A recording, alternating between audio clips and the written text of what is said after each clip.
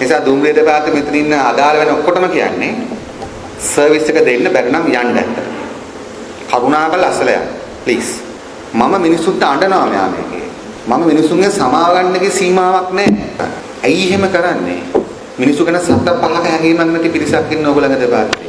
ඒ නිසා දැන් මිනිස්සු ගත්තම අර මොකද මේ කියන්නේ අර ප්‍රස්තාවපුරලක් තියෙන තුන් මරණ තුනක් තියෙන.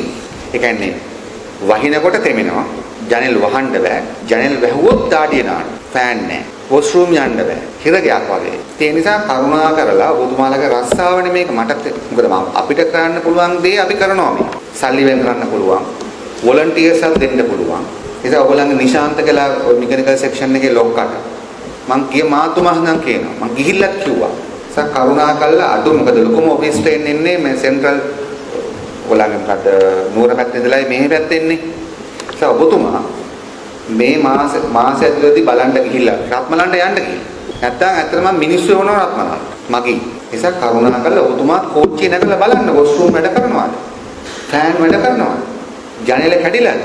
තමයි එදත් කිව්වා එක ජනේලයක් ජාල සීදුව පැත්තේ චූටි දරුවෙක් අවුරුදු 4ක දරුවෙක් ඇවිල්ලා කෝච්චියේ ඉස්සෙල්ලාම ගමන යාගේ ඔයගොල්ලන්ගේ එක ජනේලයක් අර හෙලවිලා වැටිලා යාගේ එක පුරුක් දෙකක් ක්‍රෂ් වුණා සම්පූර්ණ දැලුණා කෝච්චියේ පළවෙනි ගමන ගිය දරුවගේ ඇඟිලි දෙකක් ගියාට පස්සේ අපි අම්මලා තාත්තලා වශයෙන් වගේ කියන්නත් ඕනේ මෙයා මම ඒ තාත්තට කතා කරන් තාත්තා මොකද්ද කිව්වේ සර් මොකටද හව මේකට ජීවත් වෙලා නිසා මම මේ නැවත කියන්නේ කරුණා කරලා ඔබතුමාට මුළු දෙපාර්තමේන්තුව ගැන මේ කියන්නේ ඔයාට බාර දීපු ඒරියා එකක් තියෙනවා.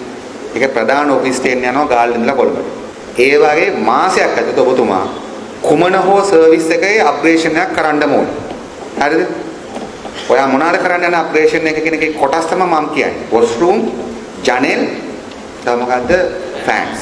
කියන්නේ ඔයා මොනවාද ඔයා කරගන්නේ මොකද්ද කියන එක ඔයා මට දවස් 3කින් කියන්න. හරි? මගේ නම්බර එක ඉල්ල ගන්න. ඔයා මට WhatsApp කරන්න කවුරුත් තරහ වුනේ. නිසා දුම්රිය දෙපාර්තමේන්තුවේ මෙතන ඉන්න අදාළ වෙන ඔක්කොටම කියන්නේ සර්විස් එක දෙන්න බැරි නම් යන්න ඇත්ත. කරුණාකරලා අසල යන්න. ප්ලීස්. මම මිනිස්සුන්ට අඬනවා මෙයා මේකේ. මම මිනිස්සුන්ගේ සමාව ගන්නකේ සීමාවක් නැහැ දුම්රිය ගැන. මොකක්ද කරන්නේ? ඔයගොල්ලන්ගේ ඥාති ඔක්කොම යන්නේ මර්සිඩීස් වලද? දුම්රියේ ලොක්කාන්ගේ දරුවෝ නෝනලා කවුරුත්ම යන්නේ නැද්ද කෝච්චිය? ඒගොල්ලෝ මර්සිඩීස් වලද යන්නේ. කලුතරට අදාළම නිසා නෙමෙයි කොල්කට අදාළයි. ඒ නිසා කරුණාකරලා මම 4 දිනෙත් කොහෙද ඇවිල්ලා දුම්රියෙන් මේක සීරියස් ගන්න නැත්තම් යන්න ජනාධිපතිතුමාත් කිව්වා ඉන්න බැර කරන්න බෑ නම් ප්ලීස් යන්න